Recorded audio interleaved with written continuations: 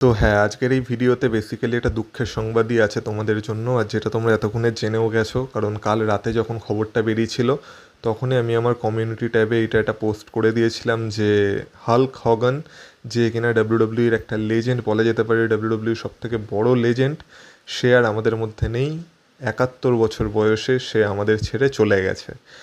আর এই ভিডিওতে আলোচনা করব, মানে এই পোস্টটা করার পরই তোমরা জিজ্ঞাসা করছিলে যে অ্যাকচুয়াল খবরটা কি, আর এটা নিয়ে একটা ডিটেলসে ভিডিও বানাতে। তো এই ভিডিওতে আলোচনা করব যে অ্যাকচুয়ালি কী হয়েছিল আর তার মৃত্যুর পর রিয়াকশানটা কেমন, মানে পুরো কমিউনিটির তরফ থেকে, সেটাই এই ভিডিওতে আলোচনা করব।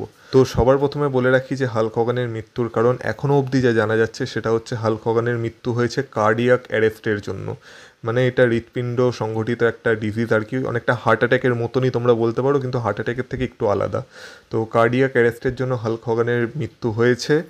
আর বাকি হাল্ক হগানের যে হেলথ ছিল সেটা বিগত কয়েকদিন ধরেই বেশ খারাপ যাচ্ছিল, আর কাল রাতে 9টার সময়, মানে 9টার আশেপাশে আর কি, হাল্ক হগানের মৃত্যু ঘটেছে। তো এবার তোমাদের জানিয়ে রাখি যে হাল্ক হগানের মৃত্যুর পর মানে ডাব্লিউডাব্লিউই তথা পুরো রেসলিং ওয়ার্ল্ড আর পুরো কমিউনিটি কীভাবে রিয়্যাক্ট করছে। সবার প্রথমে কিছু পজিটিভ রিয়াকশন তোমাদের বলি।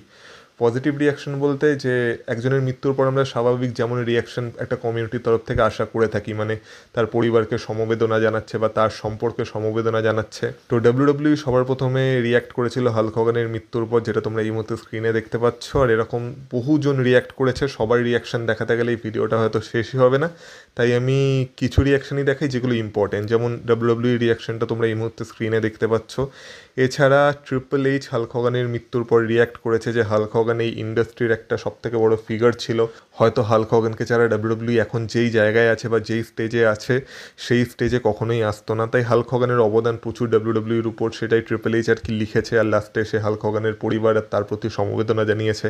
এমনকি ভিন্স মিকম্যান, যে কিনা তার টুইটার বা তার এক্স অ্যাকাউন্টে অতটা অ্যাক্টিভও না, সে শুধু কিছু বড় কিছু ঘটলে তখনই আর কি টুইট করে বা তার সোশ্যাল মিডিয়ায় অ্যাক্টিভ হয়, সেও হাল্ক হগানকে নিয়ে একটা পোস্ট করেছে সিমিলার ওই ট্রিপল এইচের মতোই একটা পোস্ট, যে হাল্ক হগান হচ্ছে এই ইন্ডাস্ট্রির সবার প্রথম এমন একজন লার্জার দ্যান লাইফ সুপারস্টার, যে কিনা মানে ডাব্লিউডাব্লিউকে আজকে ডাব্লিউডাব্লিউ যে জায়গায় আছে সেই জায়গায় আনতে সাহায্য করেছে। মানে সিমিলার টাইপের একটা পোস্ট ভিন্স মিকম্যানও করেছে। আর এমনিও ভিন্স মিকম্যানের সাথে হাল্ক হগানের সম্পর্কও খুব ভালো ছিল, তো স্বাভাবিক ভিন্স মিকম্যানের তরফ থেকে এরকম একটা পোস্ট আসতেই হতো।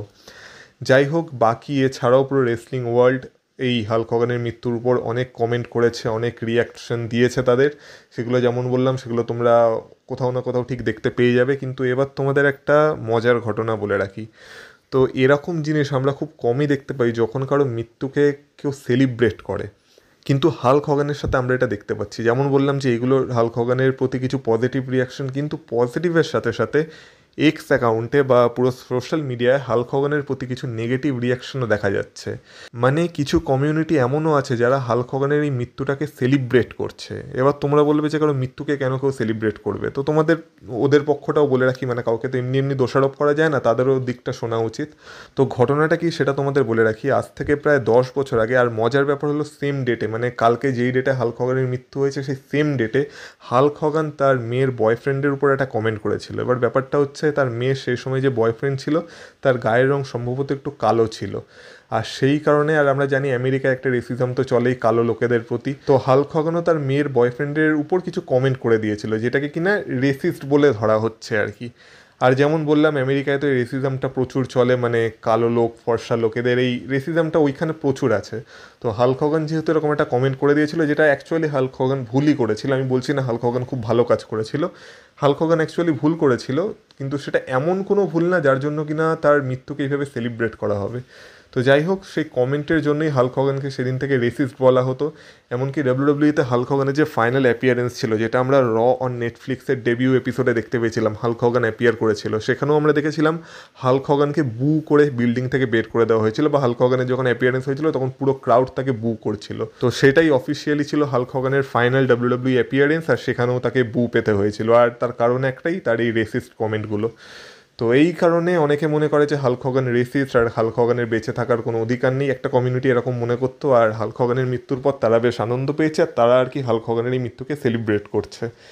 আর বাকি এরপর তো তারা আরও কিছু জনের মৃত্যু কামনা করছে, যার মধ্যে ভিন্স মিকম্যানের নামও আছে। তো এরকম একটা কমিউনিটি করছে আর কি। এবার এদের মানসিকতাকে ঠিক কী বলা উচিত সেটা আমি জানি না, কিন্তু ফাইনালি আমি আমার রিয়াকশন দিই, মানে হাল্ক হগানের মৃত্যুর উপর আমার রিয়াকশন কী।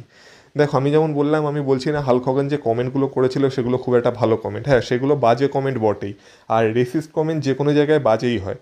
কিন্তু ব্যাপার হচ্ছে এইটাই যে হাল্ক হগান হয়তো রেসিস্ট কমেন্ট করে বাজে কাজ করেছে, কিন্তু সেটা এমন কোনো বড় ভুল না যেটার জন্য কিনা তার মৃত্যুকে সেলিব্রেট করতে হবে, যেমন আমি বললাম। আর আমার মনে হয় একটা লোক যদি এরকম কোনো কাজ করে থাকে যেটা অ্যাকচুয়ালি ক্ষমার যোগ্য, এমন কোনো ক্রাইম না যেটা কিনা ক্ষমারও অযোগ্য, অ্যাকচুয়ালি এটা ক্রাইম কিন্তু এটা ক্ষমার যোগ্য ক্রাইম। আর এরকম ক্রাইম যদি কেউ করে থাকে আমার মনে হয় অন্তত সে যখন মারা যায় তখন তাকে ক্ষমা করে দেওয়া উচিত, আর তখন অন্তত তার প্রতি কিছুটা সমবেদনা রাখা উচিত। কিন্তু ওই যে কমিউনিটির এগেনস্টে বলেছে তাদের যেহেতু মনে আঘাত লেগেছিল তারা এখন সেটাকে সেলিব্রেট করছে, তো আমরা সেটাই কিছু বলতে পারি না। কিন্তু এই কথাটাও ততটাই সত্যি যে হাল্ক হগান অ্যাকচুয়ালি ডাব্লিউডাব্লিউর প্রথম এমন একজন বড় সুপারস্টার যে কিনা ডাব্লিউডাব্লিউর সাথে সাথে পুরো পৃথিবীতে নাম করেছিল নিজের। এবার আমরা হয়তো জবের থেকে ডাব্লিউডাব্লিউ দেখছি, আমরা হাল্ক হগানের প্রাইমকে সেইভাবে লক্ষ্য করিনি, কারণ আমরা হয়তো অনেকে সেই সময় জন্মাইনি, আর যারা জন্মও গেছিলো তারাও খুব ছোট ছিল সেই সময়, তো আমরা হয়তো হাল্ক হগানকে তার প্রাইমে দেখিনি। কিন্তু হ্যাঁ এইটুকু আমরা ডাব্লিউডাব্লিউর হাইলাইট আর ডাব্লিউডাব্লিউর ইতিহাস ঘেটে জানতে পারি যে হাল্ক হগান না থাকলে হয়তো সত্যিই ডাব্লিউডাব্লিউ এতটা এগোনো সম্ভবই ছিল না। কারণ 1980-র দশকে যখন আর কি ডাব্লিউডাব্লিউর হাল খুবই বাজে ছিল বা ডাব্লিউডাব্লিউ অতটা পপুলার ছিল না, তখন হাল্ক হগানই এমন একটা ক্যারেক্টার ছিল যে ডাব্লিউডাব্লিউতে যে লার্জার দ্যান লাইফ ক্যারেক্টারগুলোর ডেফিনেশন সেটাকে ব্যাখ্যা করেছিল, যে হাল্ক হগানকে দেখেই মনে হতো সে একটা সুপার হিরো, আর যাই বাজে ঘটুক না কেন হাল্ক হগান এলে সব কিছু ঠিক হয়ে যাবে। আর শুধু তাই নয়, হাল্ক হগানই প্রথম ক্যারেক্টার যে কিনা ডাব্লিউডাব্লিউ ছেড়েও বাকি অন্যান্য ফিল্ডেও নিজেকে ট্রাই করেছিল আর নিজের নাম করেছিল, যার ফলে পুরো পৃথিবীর লোক হাল্ক হগানকে প্রায় চেনে। মানে রেসলিং কমিউনিটি বাদেও সেই সময় হাল্ক হগান আরও অনেকের মধ্যে পপুলার হয়ে গেছিলো, এমনকি সিনেমাতেও সে ট্রাই করেছিল। মানে বলা যেতে পারে হাল্ক হগানই প্রথম ডাব্লিউডাব্লিউ সুপারস্টার যার কিনা হলিউডে ট্রানজেকশন হয়েছিল। এমনকি হাল্ক হগানই প্রথম এমন সুপারস্টার যে কিনা ডাব্লিউডাব্লিউ ছেড়ে যখন ডাব্লিউসিডাব্লিউতে গেছিলো আর তার এনডাব্লিউও ফর্ম করেছিল, সেটা একটা বিশাল বড় ঘটনা ছিল, আর যার ফলে ডাব্লিউসিডাব্লিউ কিছু বছরের জন্য ডাব্লিউডাব্লিউ থেকে এগিয়ে গেছিলো। তো হাল্ক হগান এরকমই একটা ফিগার। আর হাল্ক হগানের রাস্তা ধরেই পরবর্তীকালে আমরা দেখতে পেয়েছি Stone Cold Steve Austin, Undertaker, the Rock, John Cena, এখন বলতে পারে যে রোমান রিংস, এরা সবাই ডাব্লিউডাব্লিউর যে সাকসেসটা সেটাকে ধরে রাখতে সাহায্য করেছে। কিন্তু এর যে সূচনাটা সেটা আমরা বলতে পারি হাল্ক হগানের হাত ধরেই হয়েছিল, আর সেই কারণেই ভিন্স ম্যাকম্যানও হাল্ক হগানকে একটা আলাদাই চোখে দেখে আর একটা আলাদাভাবেই রেসপেক্ট করে, আর অ্যাকচুয়ালি হাল্ক হগান সেটা ডিজার্ভও করে। তো এখন আমরা যে ডাব্লিউডাব্লিউকে এত ভালোবাসি বা যে ডাব্লিউডাব্লিউ দেখে এত মজা নিচ্ছি, বা আমি যে ডাব্লিউডাব্লিউর উপর কন্টেন্ট বানিয়ে তোমাদের ভালোবাসা পেয়েছি, সব কিছুই হয়তো সম্ভব হতো না যদি হাল্ক হগান না থাকতো। তো সেই কারণে আমার মনে হয় হাল্ক হগানের মৃত্যুর পর আমাদেরও তার প্রতি আর তার পরিবারের প্রতি কিছু সমবেদনা রাখা উচিত, আর আমাদের একটা জিনিসই এখন প্রার্থনা করা উচিত যে ভগবান তার আত্মাকে শান্তি দিক, আর rest in peace Hulk Hogan. আর বাকি কে বা কারা তার ব্যাপারে নেগেটিভ কমেন্ট করছে বা নেগেটিভ কথা বলছে সেই সবে কান দেওয়ার আমাদের কোনো দরকার নেই। আর ডাব্লিউডাব্লিউ সুপারস্টাররাও সেটা করছে না, যারা যারা হাল্ক হগানকে অ্যাকচুয়ালি সম্মান করে সবাই হাল্ক হগানের নামে পজিটিভ পোস্টই করছে।